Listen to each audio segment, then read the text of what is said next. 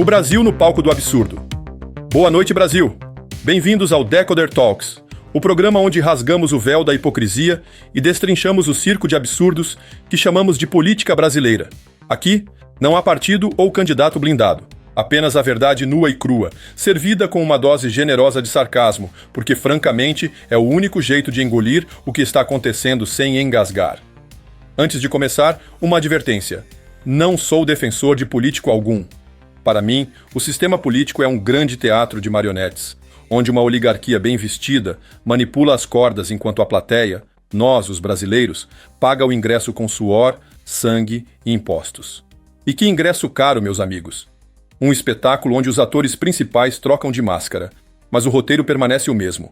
Drenar o bolso do cidadão para financiar suas próprias orgias de poder. O banquete dos ratos. Enquanto o Brasil afunda em um pântano econômico, nossos ilustres governantes parecem ocupados demais organizando banquetes nababescos às custas do erário público.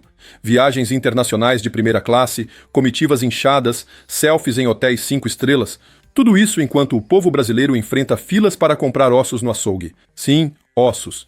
Porque carne de verdade virou artigo de luxo e o arroz com feijão agora exige financiamento em 12 vezes sem juros. E o que dizer da nossa primeira desgrama?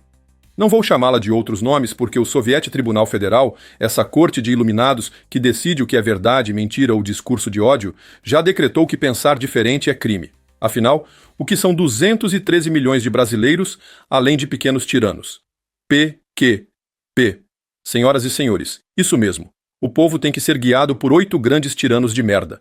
Nossa capacidade de pensar sozinhos ou discernir o certo e o errado agora ficou na mão do Soviético Tribunal Fétido. Isso, o Ministério da Verdade está instaurado de ofício. Então, seus pequenos 213 milhões de minions tiranetinhos, fiquemos com o asco e a ânsia de vômito, é o preço indigesto da nossa apatia, covardia e egoísmo. Dá asco de ver uma figura como a primeira desgrama, que não foi eleita para cargo público algum, desfilando pelo mundo como se fosse rainha, gastando milhões em diárias, passagens e assessores que poderiam estar resolvendo problemas de verdade. Um puxadinho da presidência, criado sem qualquer base legal, apenas para satisfazer egos e agendas globalistas. Enquanto isso, o brasileiro comum se pergunta: como vou pagar a conta de luz se o salário mal cobre o pão? Os números gritam mais alto que qualquer discurso.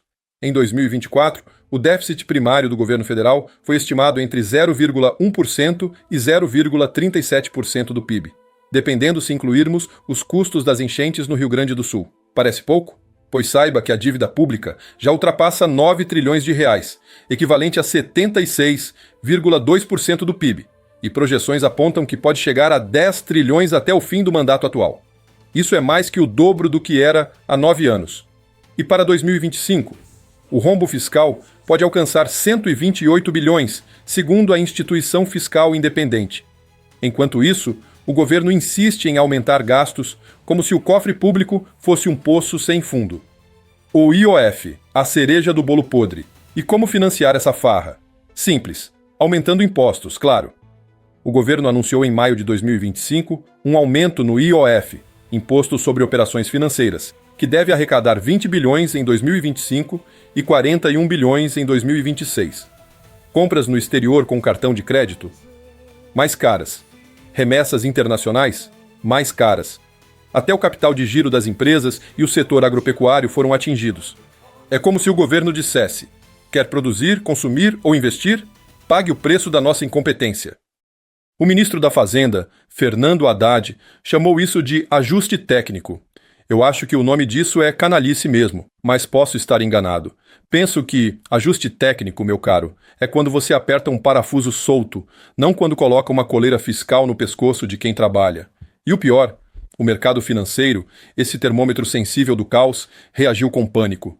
O dólar disparou, ultrapassando R$ 6 em novembro de 2024, e hoje parece estabilizar em pouco mais de 5,80, e a inflação, que já estava em 4,4% em 2024, deve subir para 5,2% em 2025, segundo o IPEA.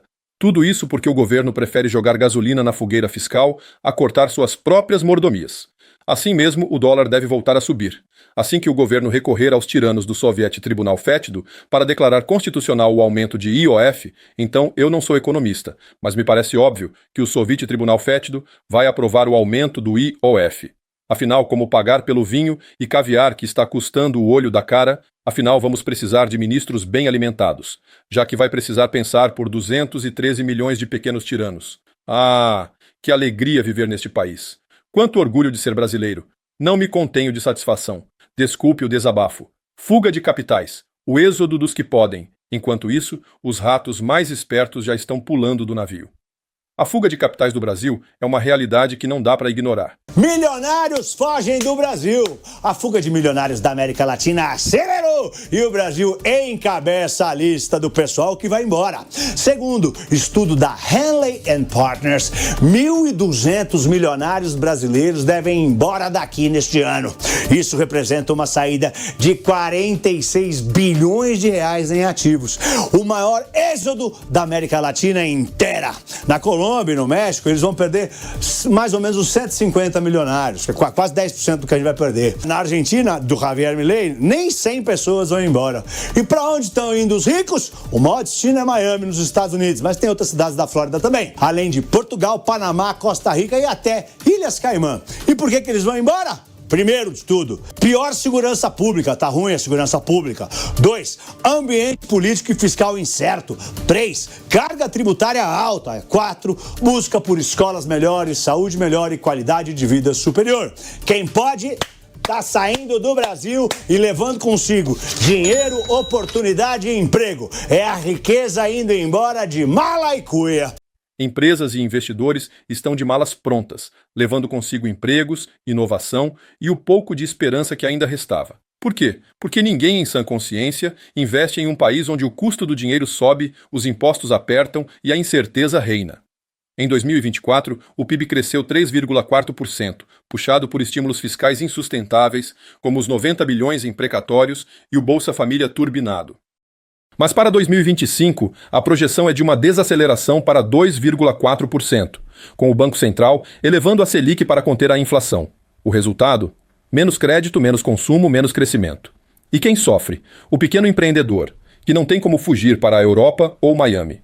Porque sim, a Europa pode estar complicada, com imigração, crises sociais e tudo mais. Mas para quem tem dinheiro e formação, é uma saída. Já o brasileiro médio fica aqui, preso em um ciclo de impostos altos, inflação galopante e um custo de vida que faz o salário mínimo parecer uma piada de mau gosto. Enquanto isso, os tiranetes do poder, sejam eles togados ou eleitos, continuam corroendo a mesa do brasileiro, como ratos famintos que não se contentam com migalhas. O legado do caos, Tarcísio e a herança maldita. E o que sobra para o próximo governo? Um país sucateado, com contas públicas no vermelho, uma dívida pública explodindo e uma economia que mais parece um castelo de cartas prestes a desabar. Tarcísio de Freitas, apontado como possível sucessor, já alertou. A política fiscal do governo atual vai levar a uma desaceleração econômica e queda na arrecadação. Mas adivinhem quem levará a culpa? Isso mesmo, o ex-presidente Jair Bolsonaro. Porque no Brasil, a culpa sempre cai no colo do antecessor, nunca naqueles que estão no comando agora, gastando como se não houvesse amanhã. Jair Bolsonaro não escapa ileso. Seu governo carrega pecados graves. Um crescimento médio do produto interno bruto de apenas 1,5% ao ano, bem abaixo da média global de 3,5% e distante do vigor de emergentes como Índia, China e Indonésia. A desigualdade social agravou-se em 2021, com o índice de Gini alcançando cerca de 0,565, um número que escancara a chaga social brasileira. A gestão caótica acumulou precatórios e dívidas, empurrando a conta para o futuro. Mas apontar o dedo apenas para o passado, mesmo com a pandemia, é fechar os olhos para a verdade. O presente também falha, com gastos emergenciais desenfreados e a recusa em avançar reformas estruturais, mantendo a fórmula cruel de espremer o cidadão para sustentar os privilégios de uma elite insaciável. A mordaça e a farsa eleitoral. E enquanto o Brasil afunda, o que faz o Soviet Tribunal Federal? Protege a democracia com censura na internet, aprovada para controlar 213 milhões de pequenos tiranos, ou seja, nós, o povo. É a patrulha do pensamento, onde odiar corruptos virou crime e discordar é sinônimo de subversão. A mídia, com suas prostitutas intelectuais, jornalistas que trocam a verdade por pautas encomendadas, aplaude de pé, enquanto a voz do brasileiro é silenciada. E tudo isso às vésperas de uma eleição que pode enterrar de vez qualquer resquício de liberdade e nos entregar de vez aos vampiros do poder. A ironia, e que até certo ponto é um consolo intelectual, pois dizem as más línguas que o povo não elegeu o atual governo, que as urnas mágicas fizeram o serviço. Verdade ou não, quem sou eu para questionar isso? Quem sou eu, afinal, apenas um minion pequeno tirano? Perdoai-me, ó soviete tribunal fétido, ó Ministério da Verdade Absoluta. Perdoem este pobre mortal por pensar no que não se pode pensar. Parece brincadeira, não é? Mas estou certo que se as coisas continuarem deste jeito, muita gente vai ter que se exilar também muito em breve. É incrível que chegamos neste ponto. Ninguém vai formar os núcleos de resistência. Calma lá. Não estou falando de resistência armada, e sim de organização social local e de desobediência civil. Se nós pararmos as máquinas, o transporte, o comércio, etc., o governo trava.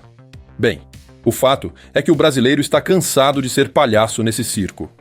Com chapéu, nariz vermelho e agora um cabresto, somos forçados a andar na linha, enquanto os verdadeiros palhaços, os que governam, riem no palco. O futuro? Um Brasil de sobras. O Brasil de 2025 caminha para ser um esqueleto econômico, com empresas fechando, empregos sumindo e o povo pagando a conta de uma farra fiscal que não pediu. O aumento do IOF, uma promessa do soviete tribunal fétido, a fuga de capitais, a inflação subindo e a dívida pública explodindo são apenas os sintomas de uma doença maior, a ganância de uma elite que se alimenta do sofrimento alheio. E enquanto isso, continuamos sonhando com salvadores, políticos honestos e um futuro que nunca chega. Quer saber? Os empresários que fogem do Brasil estão fazendo o que eu e você só podemos sonhar. Porque, no fim das contas, o brasileiro comum não tem passaporte para escapar desse pesadelo. Resta-nos gritar, resistir e, quem sabe, acordar desse transe antes que o país vire apenas sobras nas mãos dos vampiros que o governam. Comente e compartilhe. Até o próximo Decoder Talk.